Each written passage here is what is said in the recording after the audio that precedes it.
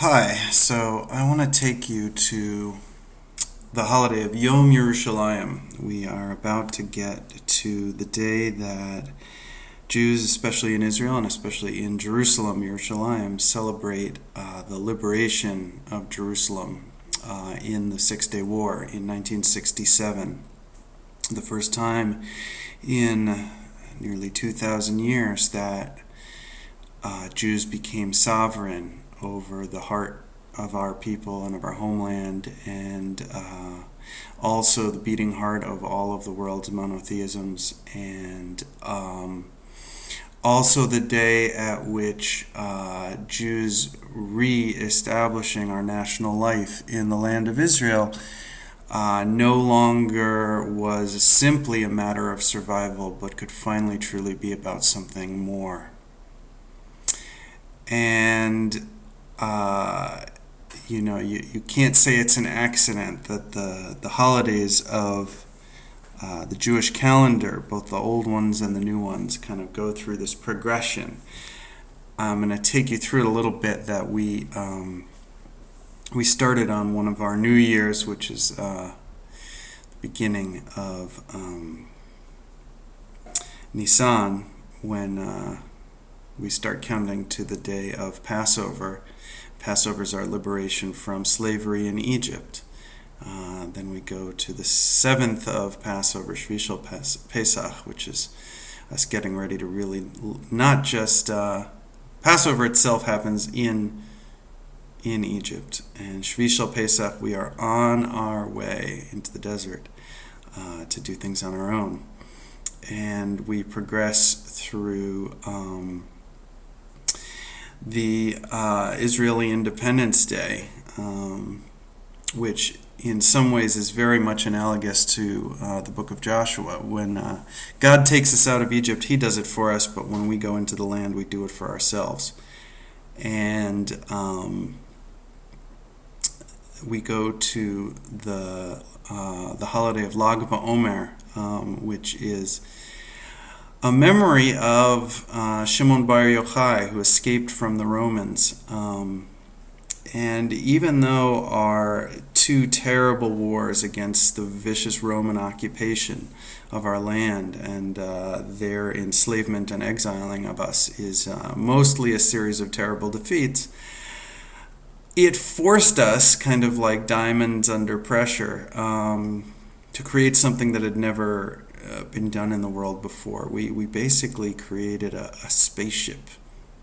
Up until then, our national life, our religious life was centered on a land and pilgrimages and a center, a temple, a physical building, a tent, a special place inside it. And when we realized that the Romans were really going to win, some of the rabbis figured out how to reinvent Judaism and invent our national life so that it was scalable and portable, so that something could be preserved from the violent shattering of our national life, and that each tiny group of Jews scattered throughout the world, and I don't think even they anticipated how far we would be scattered, could survive. That they gave us a set of tools, a set of practices, some of which is encoded in our laws, our halacha, and some of which is really about the way that we learn, the way that we argue, the way that we debate. Preserved not only the core of our ideas and identity and wisdom, but it also kept us thinking, kept our edge, kept us critically thinking about every situation and every great empire. And it enabled us to always be just enough aware of the levels and depths and potentials of what was going on, that we never got caught up in all the other dogmas and things. And there's just nothing like what it means to be Jewish in the world, that we still have so much of what we do today and what we discuss would actually be recognizable to a Jew from 2,200 years ago, or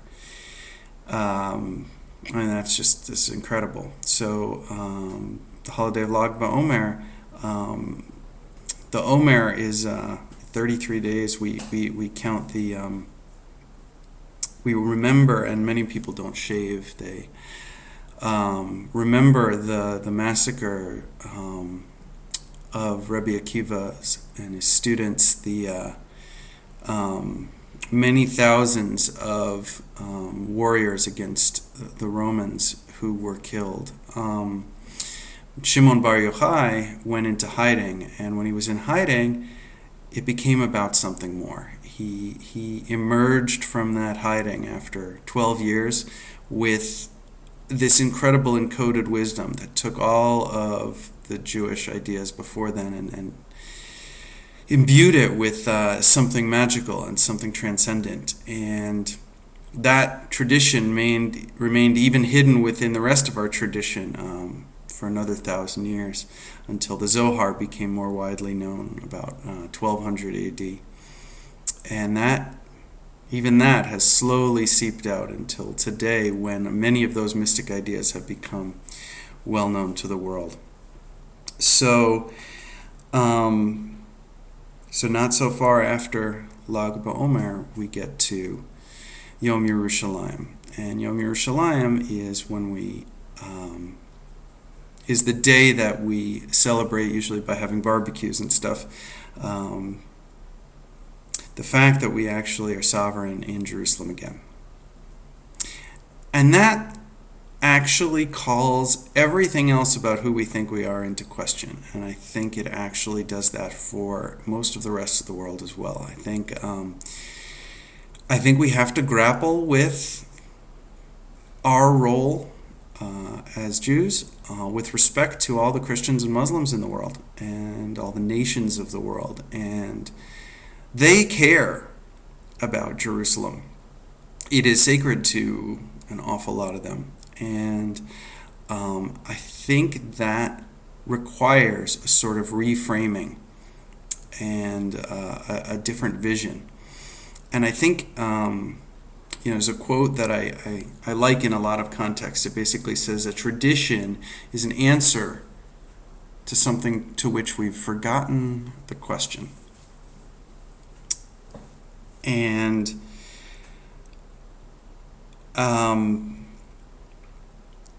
the visions, the fixing that Judaism and its tradition has brought to the world is, I would say, it's so self-evidently meaningful that sometimes we forget that it's meaningful. We forget that it matters because it becomes taken for granted. It becomes ambient in the world, and then you can forget that that's why you were doing what you were doing, right? I think that's true of a lot of things. But when you look at this sort of giant trend of the existence of the nation of Israel in the world, we come about out of the worst fallenness of the civilizations of the ancient Middle East. Abraham comes from Ur, which takes us all the way back to the Sumerian civilization, the first great civilization from in Mesopotamia, which is where we would tend to locate the sin of Adam. And if you want to boil our mission down in the world to one thing, it's to fix the sin of Adam. It's to free us from the traumatic nature, the suffering nature of the human condition since the sin of Adam. And part of the incredible privilege of living at the time that we do in the world today, 5,780 years since that irreversible moment, is to actually be able to look at it both from the inside and the outside. I don't think that, and I'm not saying the world was created 5,780 years ago. Judaism doesn't actually say that, to be clear. There's a midrash that says that the sin of Adam happened in the 974th generation of humans to be living in the Garden of Eden. And that brings us to about 1,000 generations by the time Moses received the revelation of God from Mount Sinai. So there's no contradiction with anything in history, and I'm a historian, so I'm a stickler for that sort of thing. So let's call the moment of the sin of Adam as the irreversible creation of the human hive, of a space within which you couldn't get out. It was a space in the human mind and in the way of humans relating to the environment and most of all to each other that we harm each other, we work by the sweat of our brow, meaning totalitarian style agriculture. And most of us don't like to think about it too much, and occasionally we run into all the contradictions when we try to do things like think of how to live ethically in our world and organic agriculture, all these sorts of things, and we look at the world and we're like, well, there's kind of no way to do that without thinning the human herd, so to speak. So we don't like to go there, but it's the irreversible creation of total human control over the environment to convert it to our own subsistence and surroundings and housing and transportation, and everything kind of became subservient to our needs. And there's something really dangerous and out of whack about that, which both modern environmentalists look at and the Jewish tradition looks at it that way. We see it as a sin. We see it as a tremendous shattering, an imbalance in the world. But we don't see it as absolute. We don't see it as something that can't be fixed. And there's many stages of that, and a lot of you could get into what the mysticism is really about that, fixing. But what's so interesting about that? So that happens, and it takes thousands of years of sort of descent into worse and worse civilizations. And you look at the histories of those early civilizations, and there's just terrible things going on. Child sacrifice and mass chattel slavery and cruelty and just the sorts of things that you don't want to imagine. Exist, have existed, but you don't want to imagine. And Abraham gets this sort of message and mission to bring the knowledge of one God to the world. So, awesome. Okay, so first big mission we're on is to let the world know that there is this one unity. There's this unity way of looking at the divine. And if you really have a unity, it can clarify an awful lot of the other morality and values problems that you get into when you think there's many gods. Because if you think there's many gods, you can get detached from the whole, and you can justify just about anything. It's a really dangerous thing. That's why you could do something like sacrifice your own child to this God, that God. Your existence is part of some eternal thing. You don't necessarily matter. The individual doesn't matter.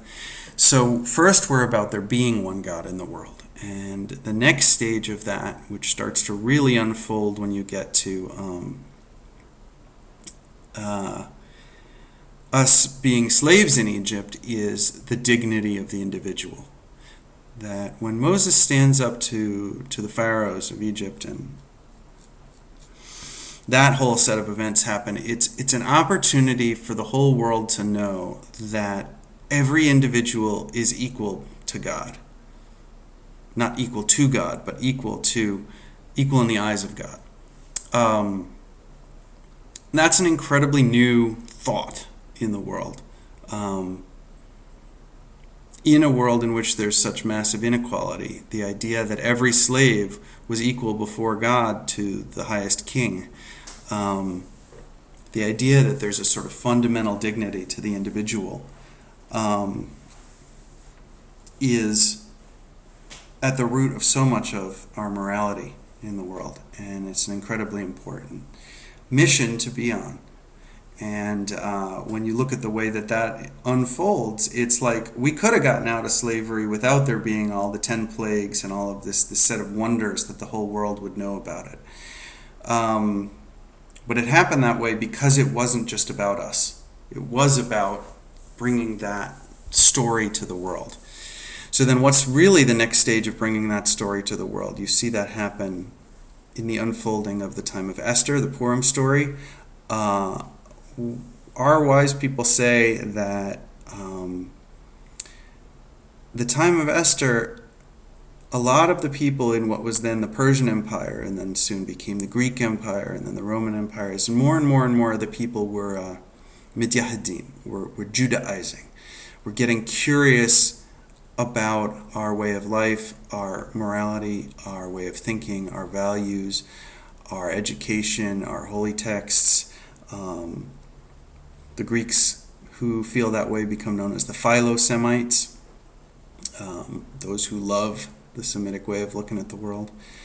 And that eventually crystallizes in the creation and the spread of Christianity, which sets out to, in a much more active way than the Jewish attitude on its own was, to bring that message to the entire world, that you shouldn't do idol worship.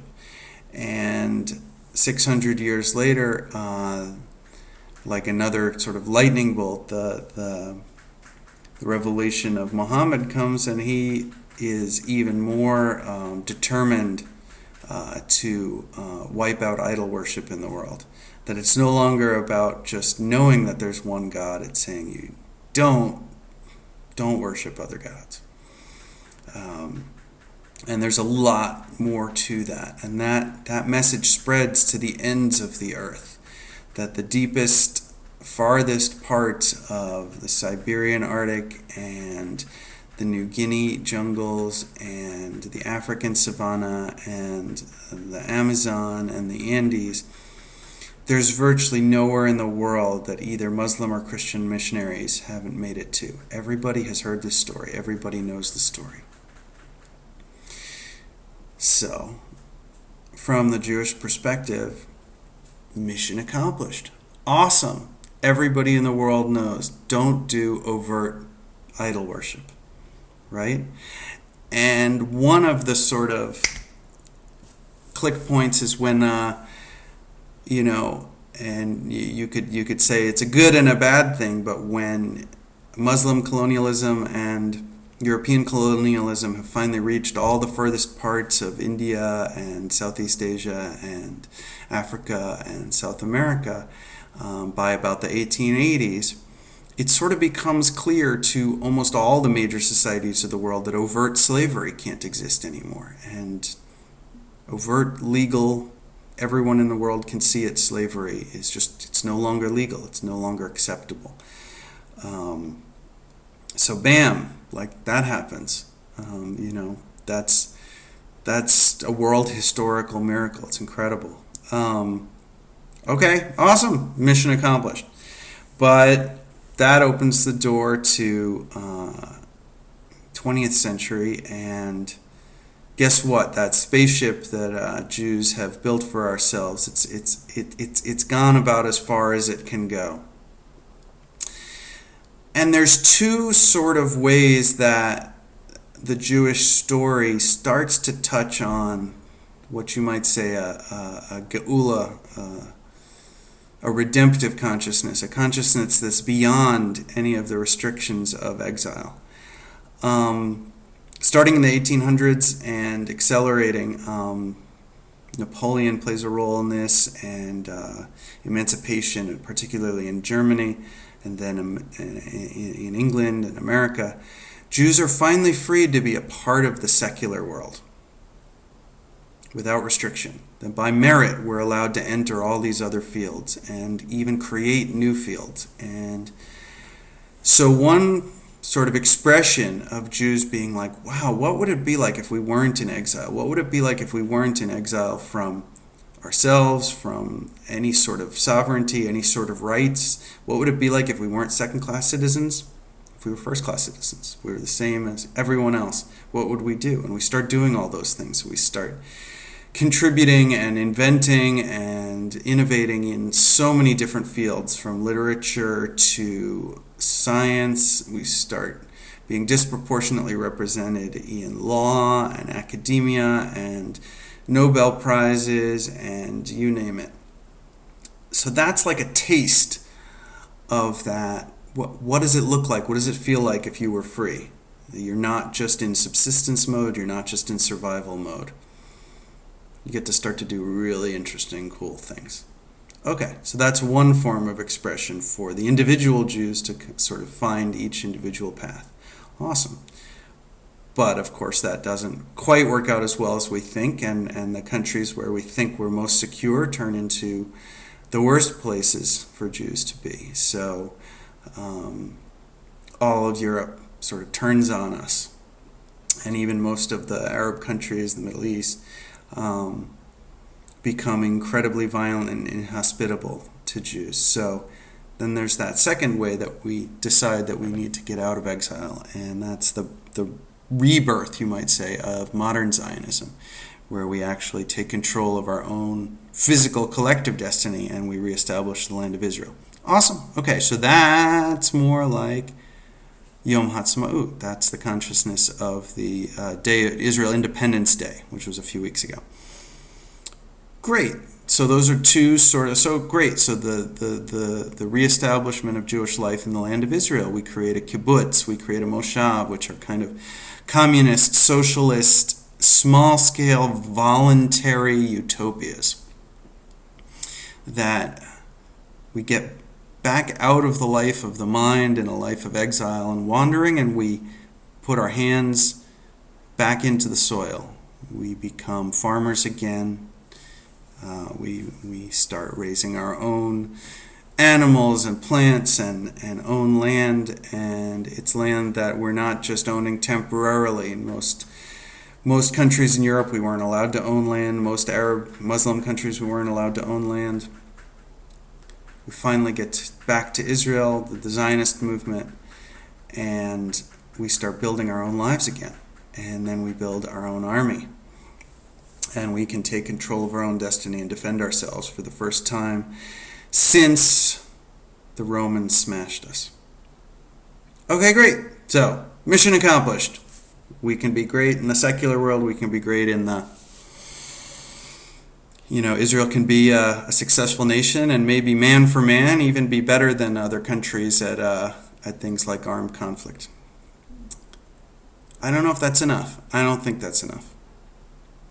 And I don't think most people think that was enough. But 1967 happens, and it's such a incredible victory. And, it's easy to look back in hindsight and say, oh, well, maybe they were better armed. They weren't. Maybe you could say, oh, they had, more arms or weapons or planes at the right time at the right place. But that was also...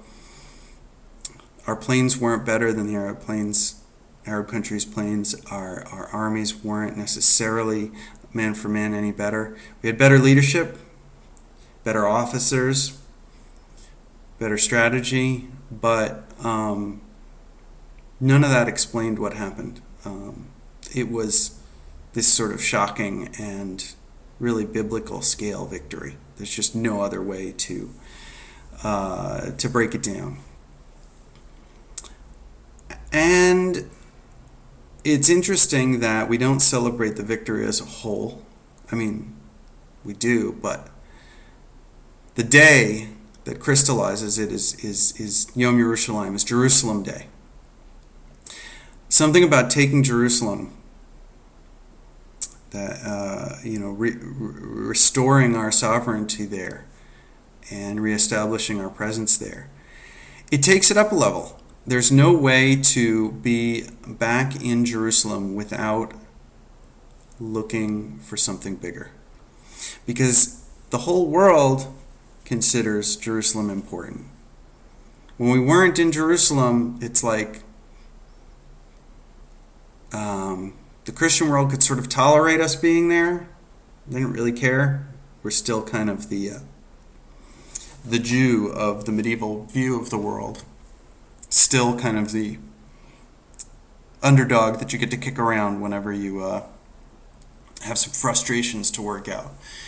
Yeah, no thanks, right? And then, for the Muslims, the fact that Israel gets established, that's an incredible affront to them, especially to the Arab part of the Muslim world. But that's kind of, it's a separate story. And as long as we didn't take Jerusalem, as long as Jerusalem was still under the sovereignty of the King of Jordan, it didn't quite rankle them quite as much. But after 1967, which is a much sort of vaster and intense humiliation, it's not enough. It's not enough for us to simply just be back in Jerusalem. And it happens in 1967, and there's this burst of, for lack of a better word, let's call it revolutionary energy all over the world at that time. The 60s, the late 60s, when we say the 60s, but it's like the late 60s, really. 1968, France turns upside down. The late 60s in America, there's just so much incredible unrest and mind-opening, and psychedelics come to the world and become these vehicles for so many people to just explode their consciousness. But it's not restricted to there. Czechoslovakia, Mexico, China. 1968 is just this the whole world turns upside down. Everyone is kind of like, whoa, something bigger could happen. Life doesn't have to be about this. Whatever this is, whatever this was, it's no longer enough. And for Jews, our mission isn't the same anymore. We're no longer faced with these terrible things in the world like overt idol worship. We're no longer looking at a world where there's people worshiping many gods. We're no longer faced in a world where there's chattel slavery that's open and legal, and giant slave ships crossing the oceans, and giant slave markets all over the world. There's still a few, but almost everybody knows there shouldn't be, right? Okay, so we should finish that mission, right? And Jews are back in the land, great, but it's not enough to just be a nation like other nations. The other nations don't want us to be that way, and we don't want to be that way, right? So the great Rabbi Shlomo Carlebach said, the whole world is waiting for the Jews to be Jews. So what does that mean? It's time for us to no longer let our narrative be defined and justified in the terms that the Christians or the Muslims or even the Enlightenment, holier than thou, arbiters of what's right and good in the world, we can say for ourselves. I don't know if we're ready to, but we're ready to have that conversation, I think. And I think that's a lot of what's happening now. I think we're just starting to really develop the vocabulary for it. It's appropriate that Jews are the ones in Jerusalem, that we are the ones who are sovereign in Jerusalem. And I think we should be really proud of it. We don't need the whole world, right? We don't need a great empire. We're not like Christendom. We're not like Dar al-Islam. We don't need the whole world. We just need the land of Israel. That's enough. We need to go to Jerusalem 3 times a year, right? Whatever that means. But we're the older brother in this relationship. The Christians and the Muslims, I think, both have something that ultimately disqualifies them from being the ones who get Jerusalem at the end of this 5,780 year process, 6,000 year process. We'll find out. It's precisely the difference that everybody knows between Jews and Muslims and Christians. And that has to do with the dignity of the individual, is that Jews don't proselytize. It's not what we do. We don't tell you that you should be Jewish. We don't go around with the categoric imperative forcing everybody to do things. We encourage you, don't do idol worship, but we don't go kill you if you do. The Christians and the Muslims are proselytizing religions who have a long history of coercion around that proselytization. And even if Many or most are no longer on that mission anymore. They don't have a clear boundary against that. They don't have a boundary against crossing other people's boundaries and telling them what they should do and what they should believe. And this almost makes Jews more like the libertarians of the great Abrahamic religions. We do what we do. You do what you do. We'd really prefer that you kind of keep the basics, the Noahide laws. Don't mistreat animals. Don't murder. Really basic things. You should have a set of courts of law, like a rule of law, some sort of genuine courts. It's really, really basic, the Noahide laws. But we don't go around forcing you to do those things. That's our relationship to you, is we do what we do and you do what you do. And as long as you don't try to kill us, we won't try to kill you. And we don't want your land. We don't want the rest of the world. We're in our land, that's enough. We can even share it. I don't think that we ultimately really have any significant problem with there being other peoples in our land as long as they respect us being there. We can now be about what we do. We do what we do. So we do what we do in our land and in our holy city. And it's going to be something a lot more, a lot cooler than just rebuilding utopias like we did with kibbutz. And it's going to be a lot cooler when we do it all together than just all those individuals winning Nobel Prizes and Einstein inventing nuclear theory and understanding gravity and all these amazing things. That's awesome. Okay. That's what happens when a few individuals get loose to actually be equal free citizens of the world. What happens when we start doing it together as a people? Happy Yom Yerushalayim.